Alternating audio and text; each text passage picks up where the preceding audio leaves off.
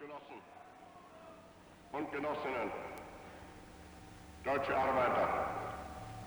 Wir haben bewiesen in diesen 3 Jahren, dass wir ein Volk sind, das bestehen kann vor den anderen.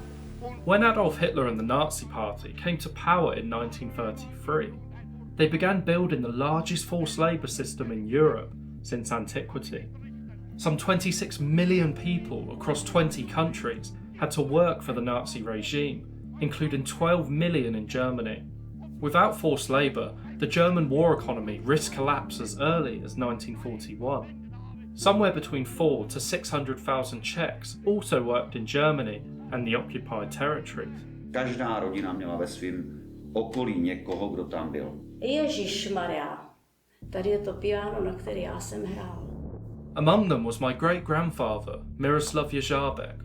Last year, I retraced his journey to understand what life was like for Czech forced labourers and other national and ethnic groups persecuted by the Nazis. Sanctioned by the state and sustained by German industry, forced labour played out alongside the Holocaust in full view of the German public. So why is it that this major crime against humanity is almost forgotten today?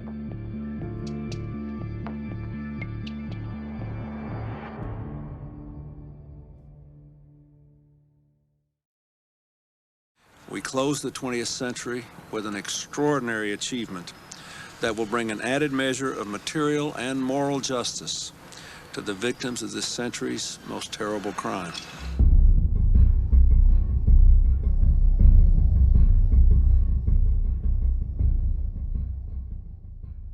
The International Military Tribunal at Nuremberg put 24 Nazi war criminals on trial. Proceedings lasted over a year. By their conclusion, 12 offenders had been sentenced to death and several more sent to prison. The courts found Fritz Zalkel guilty of committing war crimes and crimes against humanity. One US prosecutor branded him as the cruelest slave owner since the Egyptian pharaohs. He was executed in October 1946. Albert Speer was convicted on the same charges and sentenced to 20 years imprisonment. After his release in 1966, he published 2 memoirs. He maintained his innocence and denied all knowledge of Nazi atrocities, right up until his death in 1981. The trials had delivered swift justice to a handful of senior Nazi officials and industrialists, but they had failed to address the broader topic of forced and slave labour. Forced labour was seen as being a consequence of wartime labour shortages, and not as a specific Nazi war crime. Few people thought to question how and why millions of foreign workers had ended up in Germany in the first place. Over time, all physical evidence of their presence was erased. The split German governments suppressed claims for compensation on grounds of jurisdiction or expiration. Their years of suffering and abuse was being deliberately ignored. The Soviet security services treated returning Polish and Eastern workers with suspicion and contempt. Many workers who had just been freed from forced labour camps now found themselves imprisoned in gulags for allegedly conspiring with the Nazis. Former Czech labourers also faced political and social stigma on their return. After all, they were not war heroes or resistance fighters. There are no memorials to honour their suffering. At best, they were treated with complete indifference. The contempt directed towards voluntary and forced labourers makes little sense.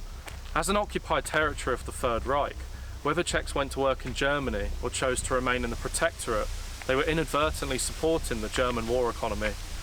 So in reality, working for the Nazis was really difficult to avoid. Veřejně se o tom v České republice minimálně do začátku 90. let prostě nemluvilo. Ne, že by to byl nějaký punc špatnosti, ale musíme si uvědomit, že v té době Česká republika, protože Slovensko byl samostatný stát, toho se to netýkalo, že v té době měla Česká republika 7 milionů obyvatel. Takže každá rodina v této republice tam měla svého příbuzného. Měla tam svého syna, synovce, vnuka, vnučku potom v roce 1944, protože tam už jezdili i ženský. Nebylo potřeba o tom mluvit. The communist coup of Czechoslovakia in 1948 further sealed their fate. Former workers would be forced to carry the burden of their physical and mental trauma for decades, some for the rest of their lives.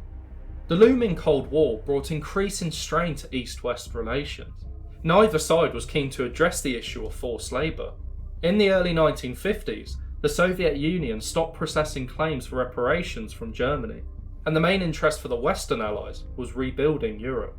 Fears of bankrupting Germany's economy, as they had done after the First World War, convinced Britain and America to prioritise reparation payments over victim compensation.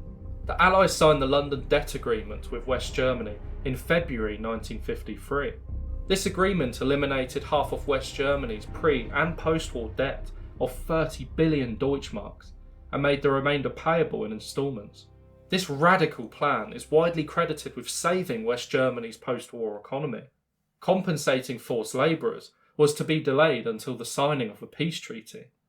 In essence, the Germans wanted to bury the truth, the communists punished the victims, and the West wanted to move on and forget the suffering of many millions.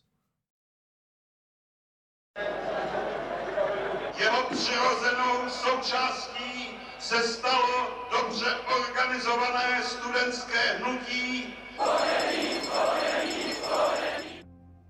By the 1980s, the Cold War had finally ended. It was time to heal old wounds.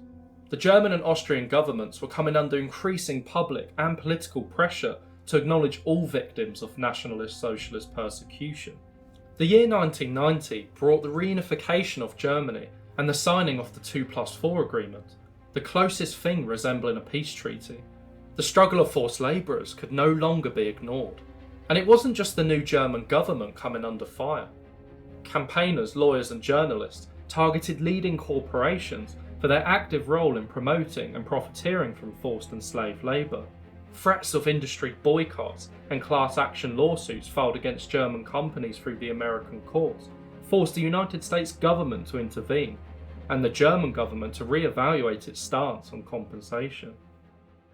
I have just received a letter from Chancellor Schroeder confirming that the German government and German industry are prepared to commit 10 billion Deutschmarks, the equivalent of more than $5 billion, to a fund for those who were slave and forced laborers and suffered other injuries under the Nazi regime. Those who will benefit are elderly survivors. Sadly, they're passing away at a rate of almost 10% a year. Some are living here in the United States. Many are living in Central and Eastern Europe. Double victims who endured the Holocaust first and then a half century of communism. They have been waiting a long, long time, and nothing can fully compensate their searing loss. We were less than slaves. A slave you're supposed to feed, and so he can perform work for you, but they didn't feed us. They wanted us to die because they sent other people in, and it was like a vicious circle. They killed more people, those companies, than the German government did. Hitler didn't kill 6 million Jews. They were killed by those companies. I want to thank the companies involved in the settlement for acknowledging their moral and historic responsibility. I will do everything I can to provide legal finality for them and to remove the potential cloud hanging over German companies doing business here in the United States. The German Foundation Act was passed, creating the Remembrance, Responsibility and Future Foundation in August 2000. Rather than appealing directly to the state, former labourers could process their claims through this bespoke organisation. The project was the biggest of its kind. It required hundreds of governments, labour organisations, archives and victim support groups to work together. The German government pledged 10 billion Deutschmarks to the programme. Half this amount was covered by private German companies. 540 million Deutschmarks were set aside for forced and slave labourers.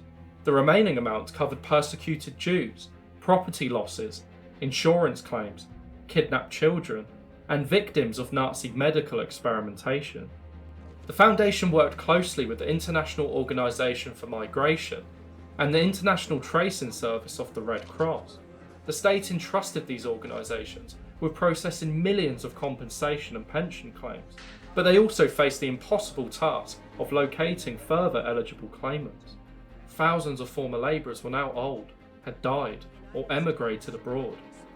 A former labourer's claim had to meet a diverse set of criteria to qualify for compensation. This included the length, type, and place of their interment. If eligible, workers could receive a one-time symbolic sum of up to €7,000 for all their years of lost income and personal suffering. The filing deadline for claims expired in December 2001. Repayments were completed by December 2006, and the scheme wrapped the following year.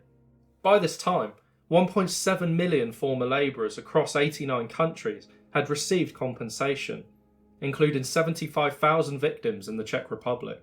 While the programme succeeded in bringing long overdue recognition to their struggle, it came too late for many former labourers.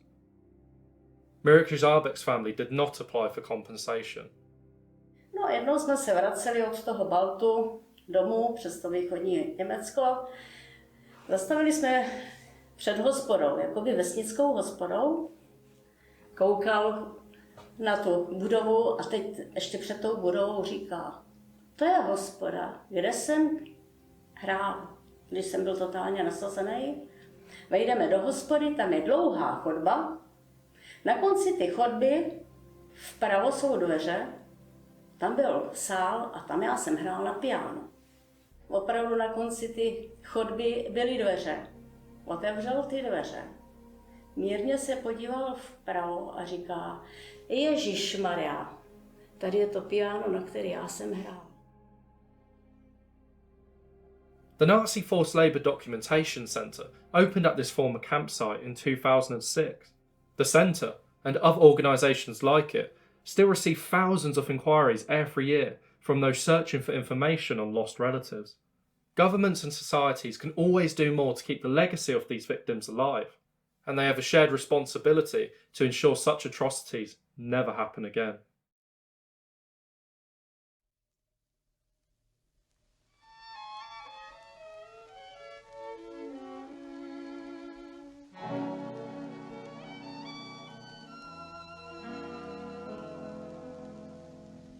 Věřím vám, má nejkrásnější, a na návrat váš dál čekám. Jsem tak sám, vraťte se ke mně zpět, dřív než celý svět prohledám. Noci dlouhé jsou, když čekám a zpívám hvězdám nad hlavou. Věřím vám, že marně nedoufám.